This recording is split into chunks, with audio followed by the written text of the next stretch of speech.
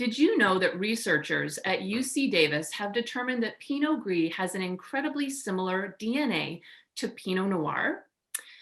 The color difference is because of a genetic mutation that occurred centuries ago. I love fun facts.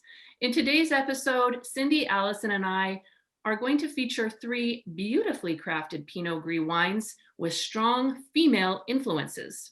We invite you to watch along, subscribe to our channel, and share with us what Pinot Gris you enjoy.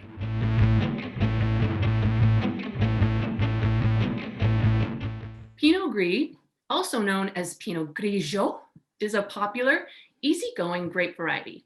I visualize Pinot Gris as that person in high school that everyone just really loved to be around, just good energy. It's known by 19 different names internationally, and there are approximately 15,000 hectares dedicated to growing Pinot Gris internationally. It has been written about since the Middle Ages, where it was known as Fromenteau at that time. Why don't we go over some fun facts about Pinot Gris? I love fun facts, and here are just a few about Pinot Gris. It grows best in cool climates, that's one. It matures early with relatively high sugar levels. If Pinot Gris grapes grow in small clusters, and upon ripening, they have a pinkish gray hue. It's kind of interesting.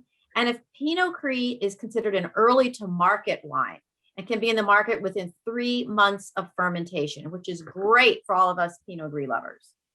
Absolutely. And Pinot Gris wines tend to have a medium to high acid, making it a really excellent food pairing wine. You could also often find aromas and flavors like almond, honeysuckle, ginger, citrus, and spice. And, you know, if you're looking to pair Pinot Gris, it works with fish, it works with shellfish, it works with sushi. These are some of the classic pairings. And Pinot Gris wines are very dependent on the winemaking region they're from. So for example, Alsatian Pinot Gris are usually medium to full-bodied and with a very rich, unctuous, almost floral bouquet. They tend to be spicy and can age for years. Pinot Gris from Germany, on the other hand, are truly full-bodied, but have a bright acidity and a gentle hint of sweetness. Pinot Grigio from Italy is the lightest of all the expressions. These wines tend to be lean with just a delicate hint of color. Okay, Allie, where did you travel for your Pinot Gris? Where did you go? Well, I went to the Rita Hills in Santa Barbara wine country with this beautiful Alma Rosa La Encantada Vineyard 2019 Pinot Gris. It's $32. This is a brand new release. So just got it. So Alma Rosa was founded by the legendary Richard Sanford in 2005. Now I say legendary because Richard Sanford is the man who basically was the first person to plant in Santa Rita Hills and put it on the map. He sold Alma Rosa to Bob and Barb Zurich in 2014. And today they have a 620 acre ranch in the Santa Rita Hills AVA. Of that 628 acres, they have 38 acres planted primarily to Pinot and Chard because that's what the region is known for, but they have some Grenache and some Syrah. They have a GM, Deborah Engel, because we love our women, who joined in 2019, and she came down from Napa. And when she came down from Napa, she brought along a winemaker named Samra Morris. She brought this young winemaker who was born and raised in Bosnia, and she got her bachelor's and master's degree in food sciences from the University of Sarajevo. So, you know, wine was something that she grew up. I mean, it's traditional, obviously, in the old world, but she was more interested in brewing at first. Of course, once she got into wine, she got a little tired of brewing and thought that fermentation was a little bit more exciting. So it was kismet because she met her husband who's in the Air Force, and his job brought him to Napa. And that's how she came to the US to pursue her dream of making wine. So she started working in a tasting room in Napa, then went to work for St. Superi, known for their Sauvignon Blancs, and worked for Michael Mondavi Family Estate. And then she came down in 2019 to Santa Rita Hills. And this vintage that I hear, the 2019, is her very first vintage that went from grape to glass. So it's also pretty exciting. Now, La Encantada Vineyard is in Santa Rita Hills, also planted by Richard Sanford. And it's an area, Santa Rita Hills is known for what they call refrigerated sunshine. So the sun is always shining and the wind is always going. And because of that, you get this preserved acidity and minerality. Now, prior to 2019, Pinot Gris was always blended with Pinot Blanc. And what happened is Samra tasted them and she felt that they lost their uniqueness by blending them. So for 2019, she decided to bottle them separately. And I am very excited she did, because this is one of the most beautifully aromatic wines I have smelled in a very long time. Samra fell in love with Pinot Gris. I'm falling in love with her Pinot Gris. It's whole cluster pressed. It's fermented in stainless steel. A small amount goes into new French oak to rest, for a little time, but it is 75%, 74% in stainless steel. I'm getting white nectarine, white peaches. I get a floral element. I'm also getting a little gasoline on it in a good way.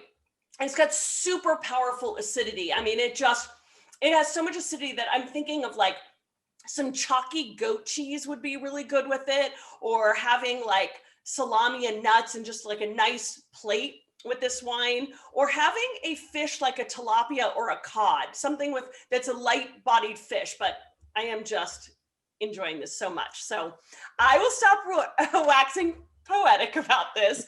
And Miss Cindy, why don't you tell us about your Pinot Gris? Let's see if you're as excited about yours as I am about mine. I'm pretty excited, but what I really would be more excited about is for all of us to be sitting in the same room tasting each other's Pinot Gris. That would be just the best case scenario right now. Soon. But one day we'll do that. But right now I have got Trimbach Pinot Gris. Here we go, right here.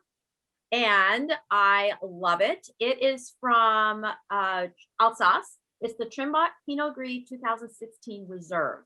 And I did a little tasting several months ago. Anne Trimbach was there. Anne is the oldest member of this 13th generation family producing wine in Alsace since 1626. I love those stories. And this is a funny story that she shared. As a young girl, she knew that her destiny was to work in the winery. But her great uncle was a little bit skeptical about women in the wine business at that time. And he told her, one day you'll want to have babies. And he said, you're a woman. How will you manage this? Meaning babies and the wine industry. And so, of course, game on. She felt that she had to prove that she was able to do all of that. And, now she's the woman in front of all the people. She is the export manager and a Trimbach ambassador. She went to university and received an economics degree, and then a master's and an internship with a beverage distributor. She returned back to Alsace in 2008 and assumed those positions that I just mentioned. She's also responsible for building the winery's gorgeous website. So if you ever get a chance to look at it, I hope everyone does. It's just check out their Instagram. Yeah, and their Instagram too. Oh yeah, she does that too. So let's talk about. So she's a totally not talented lady. She's so not talented and not smart. She's like superwoman. Is that what I'm hearing then? She is. Great uncle. I hope you still understand this. So anyway, this is about the low 20s. Great value in this wine.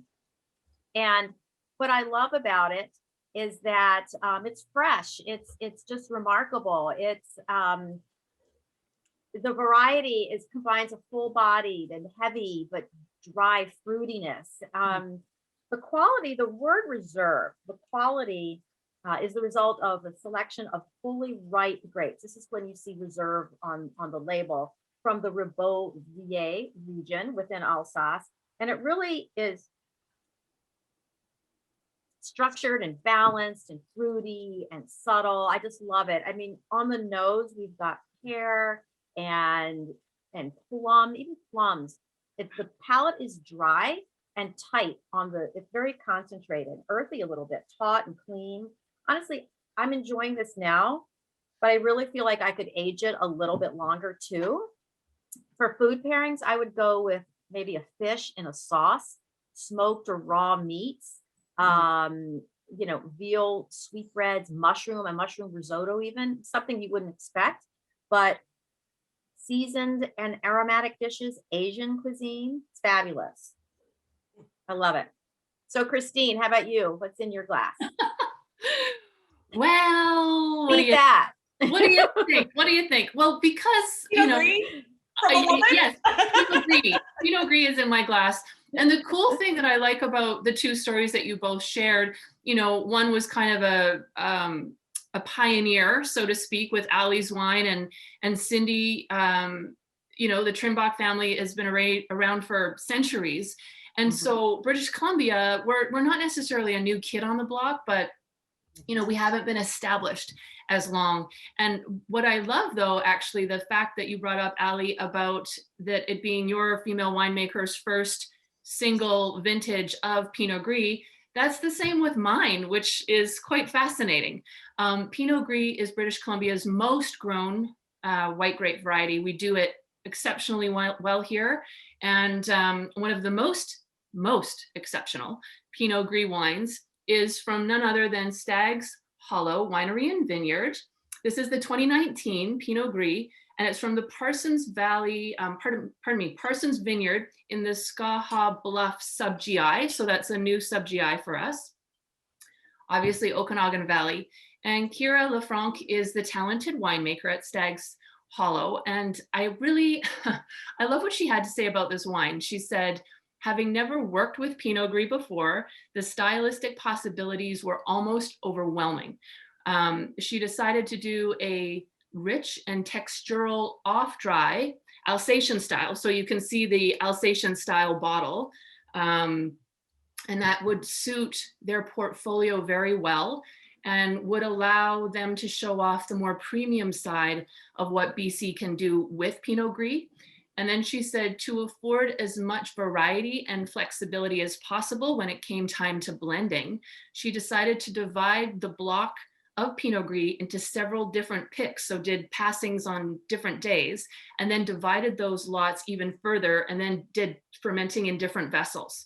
So, a very, very complex wine and beguiling. Those adjectives that just kind of pop out of the glass at you? Beguiling. Oh, it's like white peach, again, ripe apple, honey, jasmine, hints of citrus, palate, that texture. It's generous and balanced. There is some tart green apple, so the acid's there. There's that honeydew melon. So it's just a hint of off-dry, and then the spice complements the off-dry sweetness so beautifully, and the lingering finish is just almost to die for. Honestly, I would pair this with sushi, good friends, and sunshine. So I want to know, what is your favorite Pinot Gris? Do you have one? And have you ever had a Pinot Gris crafted by a female winemaker?